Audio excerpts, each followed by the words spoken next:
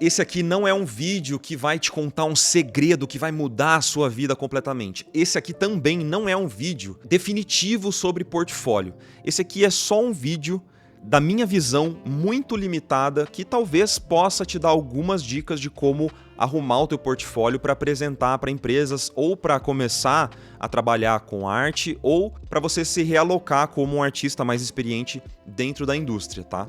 Esse é um papo mais reto aqui sobre a minha experiência, tentando passar um pouco da visão de quem contrata. Eu não passei muito tempo da minha carreira contratando, mas eu já avaliei, cara, dezenas, centenas de portfólios de artistas iniciantes ou de artistas experientes também. E eu quero te contar coisas que talvez você não veja muito na internet da galera falando. Então vem comigo, eu vou trazer alguns tópicos aqui, eu espero que seja interessante. Se você não me conhece, eu me chamo Marco Álvares, eu já trabalhei como ilustrador durante mais de 10 anos para a indústria de jogos, especificamente como ilustrador para marketing. Mas eu também já trabalhei na produção de alguns jogos e de algumas animações. Nos últimos 2 anos da minha carreira, eu trabalhei como lead ao lado de grandes artistas ali, num time muito da hora de ilustração, e eu tive a oportunidade de chamar muitas pessoas para trabalhar com a gente. Fazer a avaliação de alguns portfólios era parte da nossa rotina de alguma forma ali. Então eu só queria fazer esse disclaimer aqui no começo do vídeo. Obviamente, isso aqui é um vídeo da minha visão extremamente limitada, da minha bolha, mas que pode ajudar de alguma forma vocês aí que estão montando portfólio.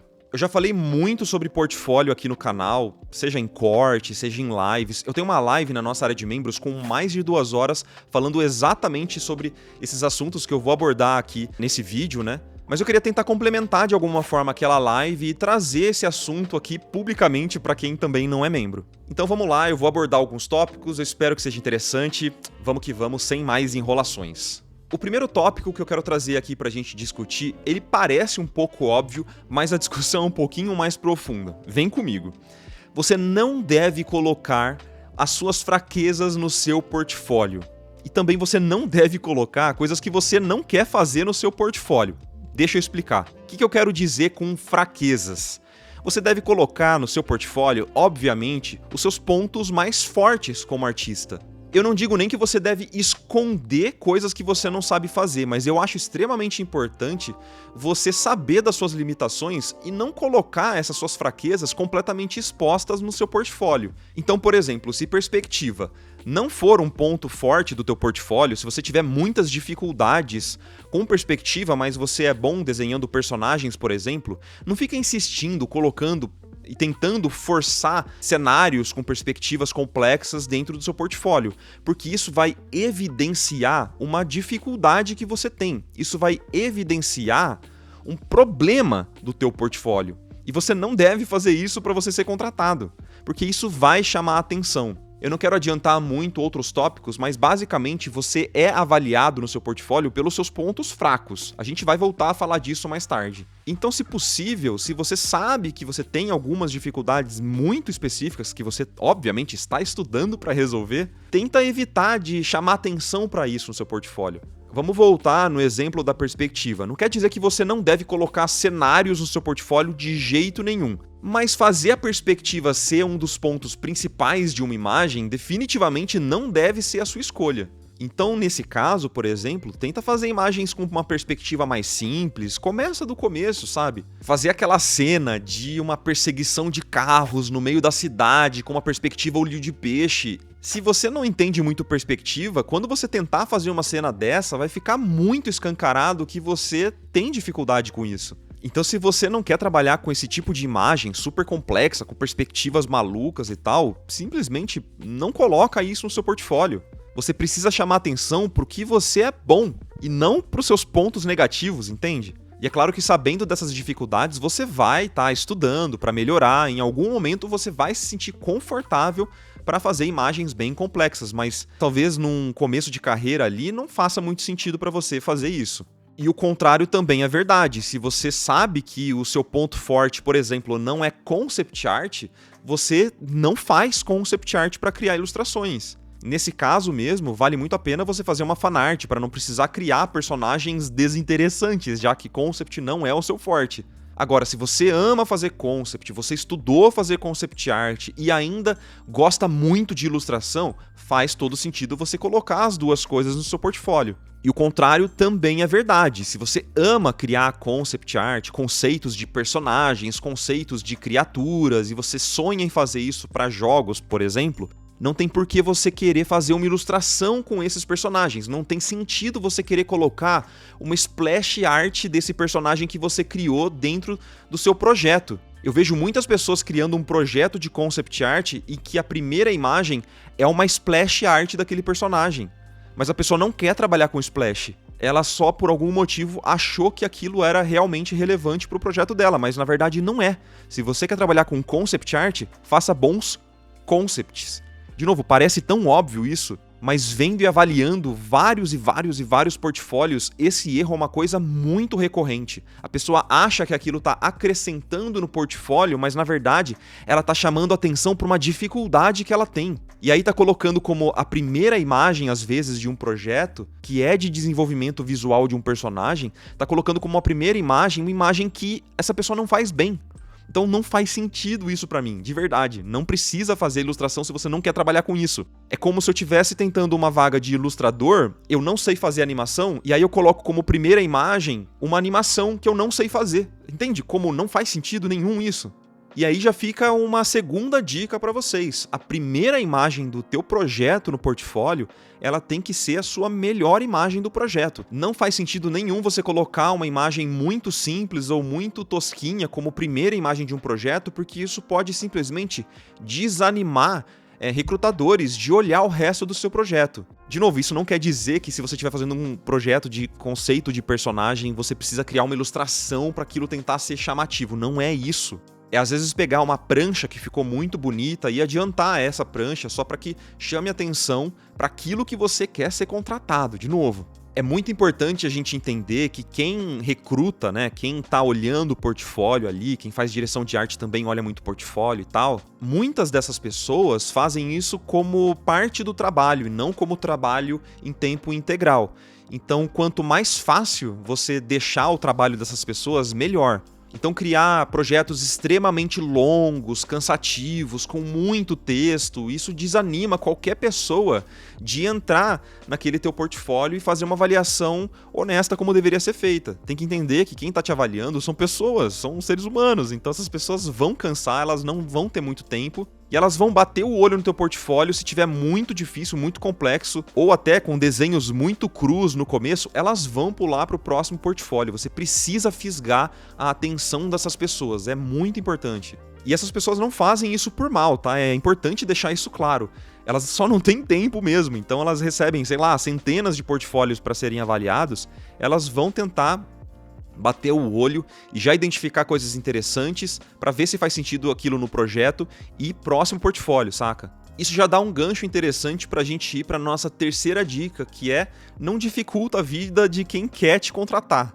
Você não é um alecrim dourado, você não é o nosso floquinho de neve que merece toda a atenção especial além da conta. Respeita o tempo das pessoas, deixando só coisas realmente interessantes e relevantes no teu portfólio. Então, às vezes, é melhor você dar uma enxugada no teu projeto do que deixar aquele projeto longo, extenso, enfadonho. Como eu disse, às vezes um texto muito carregado, que você precisa explicar muitas coisas. Infelizmente, nesses processos de contratação, você não vai ser uma pessoa diferenciada, especial, que precisa explicar aquele projeto genial. De novo, muitas vezes a pessoa só vai bater o olho no teu portfólio, vai tentar entender de forma quase que binária se aquele portfólio faz sentido no projeto daquela pessoa ou não. De um jeito muito pragmático mesmo. Faz sentido essa pessoa estar no meu projeto? E até melhor, tá? Um pensamento bem pragmático que muitas dessas pessoas têm é olhar para um portfólio e tentar entender se aquela pessoa vai gerar lucro para a empresa. Eu não quero desencantar ninguém sobre essa indústria, mas chama a indústria por algum motivo, sabe? Eu não tô querendo desmotivar você de fazer projetos complexos, tá? Mas você pode deixar a complexidade do seu projeto para uma segunda leitura, uma terceira leitura. Na primeira leitura, ele precisa ter aquele gancho, sabe? Ele precisa fisgar o olhar das pessoas e deixar as pessoas interessadas pelo seu projeto. Aí, depois, a pessoa vai se aprofundar com calma no seu projeto, mas inicialmente é meio rápido mesmo, sabe? E até já falando sobre isso, eu queria puxar a nossa quarta dica, eu acho. Eu já tô perdendo as contas aqui. Nossa quarta dica aqui sobre portfólio, que é sobre consistência. É uma regra muito básica. Você é avaliado pelo seu pior projeto. Eu já falei em vários vídeos, em várias lives sobre isso, mas não custa repetir. Você é avaliado pelo seu pior projeto, não pelo seu melhor, não pela sua história de superação. Você é avaliado no seu pior dia. Por quê? Porque recrutadores, direção de arte e tal, eles querem saber como que você vai funcionar num dia que você não vai estar muito bem. Porque de uma forma pragmática, a diária de um artista num dia ruim é a mesma diária de um artista num dia bom. Tô falando de forma financeira mesmo. É pago para esse artista a mesma diária nos 2 dias. Então quem recruta vai olhar para o seu portfólio e tentar entender se aquela diária que você está pedindo faz sentido com o seu pior dia.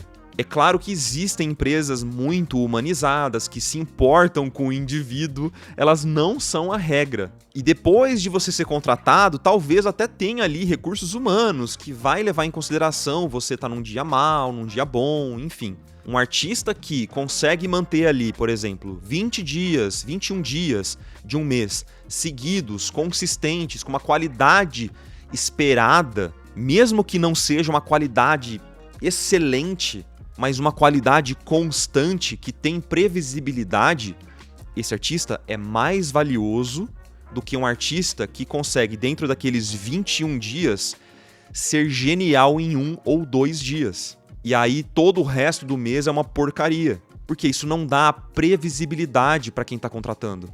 Até porque isso pode virar uma bola de neve. Eu não vou me aprofundar muito nesse assunto, mas se você tem um dia muito inconsistente, né, dias inconsistentes, o que pode acontecer é você ficar tentando compensar aquele dia que você não rendeu muito no outro dia, e aí aquele outro dia você vai ficar mais cansada, e aí no próximo dia você vai tentar recuperar o que foi perdido, e aí você vai vir... Cara, isso vira uma bola de neve que o resultado é burnout. Isso obviamente não é bom pra você, e isso também não vai ser bom pra quem tá contratando, porque um artista com burnout é um artista afastado também, então para a empresa isso não é interessante. A nossa próxima dica é uma dica meio difícil de explicar, mas fica comigo que eu acho que vai fazer sentido. É o seguinte: não use como referência portfólio de artistas muito experientes. Estranho, eu sei que é estranho ouvir isso, mas deixa eu te explicar. É importante a gente se inspirar por artistas que são muito bons, que são super experientes e tal, mas geralmente esses artistas,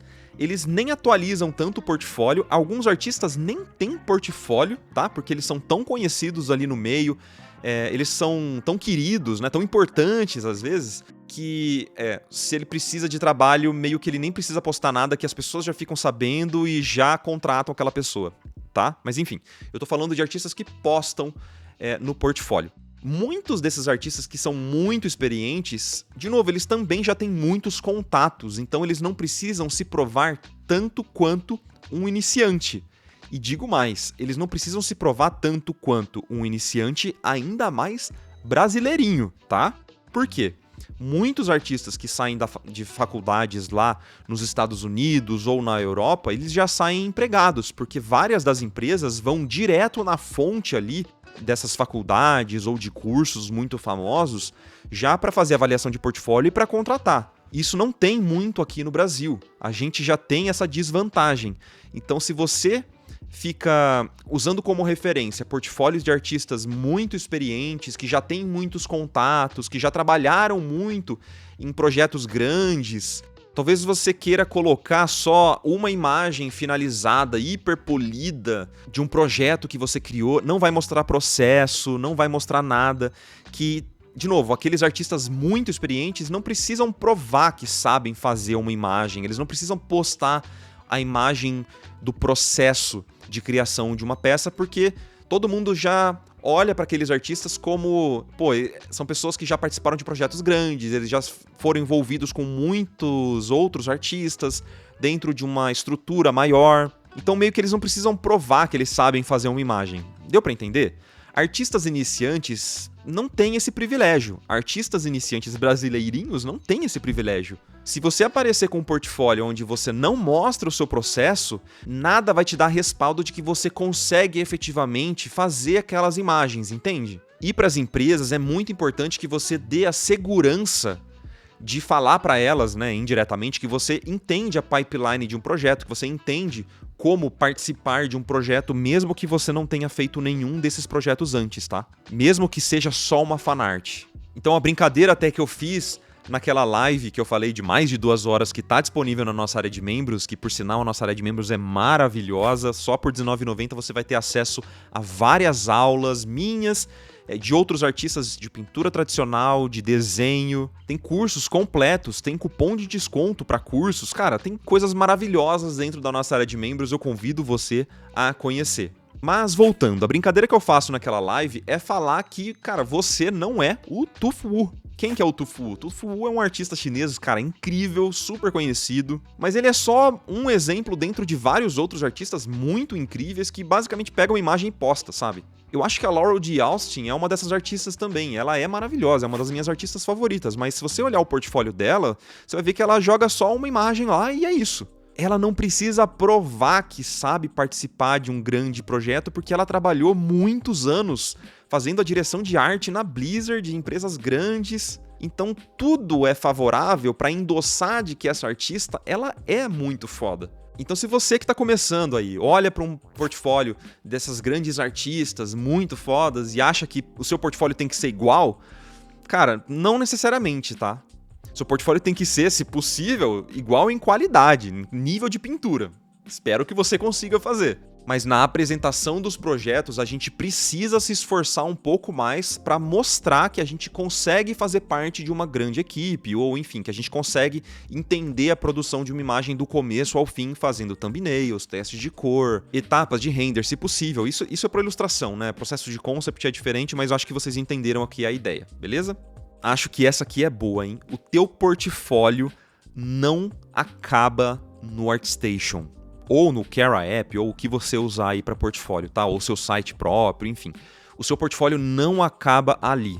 Nos dias de hoje, é ingenuidade pensar que uma pessoa que está recrutando não olha para as outras redes sociais. Então você aí, que fica o dia inteiro brigando no Twitter, entenda que recrutadores estão a todo momento procurando o que seria aquela bandeira vermelha, a famosa red flag. Existem muitas atitudes que chamam a atenção de recrutadores como se fossem red flags, mas eu acho que a principal delas seria aquele famoso antiprofissionalismo mesmo. Então, pessoas que ficam falando muito mal da própria empresa que está trabalhando no Twitter, um exemplo, né? Ou fica postando muitos memes o dia inteiro, ao invés de estar produzindo uma arte, enfim. Existem várias questões aí que podem dizer sobre antiprofissionalismo, mas eu acho que a principal dela seria essa questão de quebra de contrato mesmo, sabe? Ou de uma pessoa que é extremamente tóxica na internet. Eu acho que tanto essas empresas quanto, sei lá, eu mesmo, provavelmente você também que está assistindo esse vídeo, não ia querer trabalhar com uma pessoa que é extremamente tóxica, né? Enfim, eu não tô falando para você ser extremamente profissional na internet e ficar só escrevendo corretamente tudo, só postar artes nas suas páginas, não postar nada pessoal. Não é isso. É uma questão de você entender um certo limite para as coisas que você posta, para não soar muito tóxico mesmo para quem estiver te contratando. Porque, de novo, os recrutadores vão olhar para suas redes sociais. Eu não sei se isso é certo, se isso é errado, mas as pessoas vão te avaliar por isso. E muitas pessoas falam que o Instagram mesmo não é portfólio, tá? Mas eu já olhei muito para portfólio das pessoas e depois eu fui ver o Instagram para ver o que essas pessoas postavam. Se elas postavam sketches, desenhos, coisas mais descompromissadas, porque, de verdade, muitas pérolas são encontradas no Instagram dos artistas. Às vezes tem artistas que produzem coisas tão legais de forma mais descompromissada, e essas artes acabam nem indo pro portfólio e acabam se perdendo ali no feed do Instagram. Então eu acho o Instagram super legal por causa desse descompromisso mesmo, e eu acabava olhando bastante isso, não só o portfólio. Por isso que eu falo que o seu portfólio não acaba no ArtStation. A sua presença online como um todo, ela vai ser determinante para se você vai ser contratado ou não. E antes da gente ir para nossa última dica, eu só quero agradecer aos nossos membros que patrocinam vídeos como esse. O nomezinho de quem tá subindo aqui são de membros que completaram 1 ano ou mais. Tem membros que já estão comigo há mais de 3 anos agora, então meu muito obrigado a todos os membros. Fica aqui o meu agradecimento, como sempre, a todo mundo que acompanha o nosso trabalho. Muito obrigado. Eu peço, cara, encarecidamente, se você puder deixar um comentário nesse vídeo aqui, deixa sua avaliação também. Fala pra mim qual que é uma dica que você daria para alguém que está montando o seu portfólio.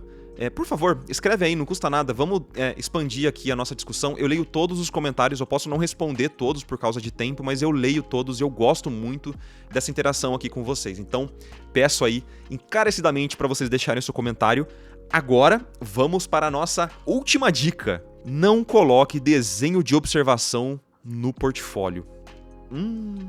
Galera, de novo, essa aqui é a minha visão limitada para a indústria de jogos, mas eu acredito que isso também se estenda mais para editorial, para a parte de animação, para filmes, enfim. Desenho de observação, aquele que você pega uma foto e copia, ele pode ser um bom exercício para você aprender desenho, para você até entender a mecânica ali do ato de desenhar, mas isso não é muito útil para a parte ali de indústria mesmo. Geralmente, esses recrutadores procuram por portfólios que focam mais nas criações, porque quando você vai produzir um produto, né, tipo um jogo, eu não consigo visualizar a possibilidade de você parar e copiar uma foto. De novo, isso é uma habilidade que vai te ajudar durante a sua carreira em alguns momentos, mas necessitar de alguém copiando uma foto, mesmo que você modifique um pouco ela, a gente acaba caindo naquela discussão sobre o utilitarismo, mas quando a gente está falando de portfólio, a gente está falando sobre as pessoas quererem te dar dinheiro para você produzir alguma coisa. E quando a gente está criando um jogo, é importante que as coisas sejam minimamente originais. Porque várias empresas grandes, eu já trabalhei, por exemplo, para a Epic, e eles têm um time jurídico que barrava várias coisas, tanto por questões culturais, tipo um símbolo que é visto negativamente por alguma cultura e tal, tanto em questões mais jurídicas mesmo, deles pedirem, por exemplo, a minha prancha de referências com todas as referências que eu usei para eles verem se eu não usei demais alguma referência que tem direito autoral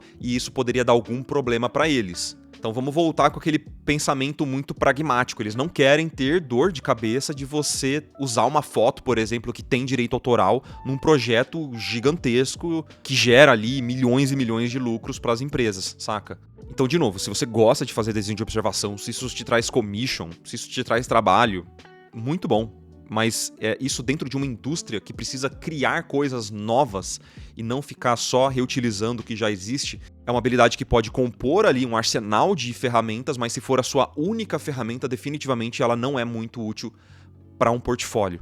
E isso até pode se estender para estudos, tá? Se você faz estudos de, por exemplo, outros artistas, eu não colocaria isso no portfólio, não tem necessidade nenhuma. E principalmente se você faz a cópia de outro artista e coloca isso no seu portfólio, isso dentro da indústria é visto como uma loucura, porque artistas que estão ali na indústria há bastante tempo, a gente conhece o trabalho dessas pessoas. Então se você faz um estudo ou uma cópia de um outro artista e coloca no teu portfólio, sem falar que é de outro artista, ou se pior, trocar assinatura. Eu já vi isso acontecer, isso é uma loucura. Todo mundo sabe de quem que você tá copiando. Ninguém é inocente nesse ponto, saca? Isso é só plágio, isso é horrível. Se eu vejo o trabalho de outro artista em outro portfólio e principalmente a pessoa trocando assinatura, na hora eu descarto aquele portfólio, porque essa pessoa claramente não entende como funciona a indústria. E ela não entende os perigos de plágio, sabe?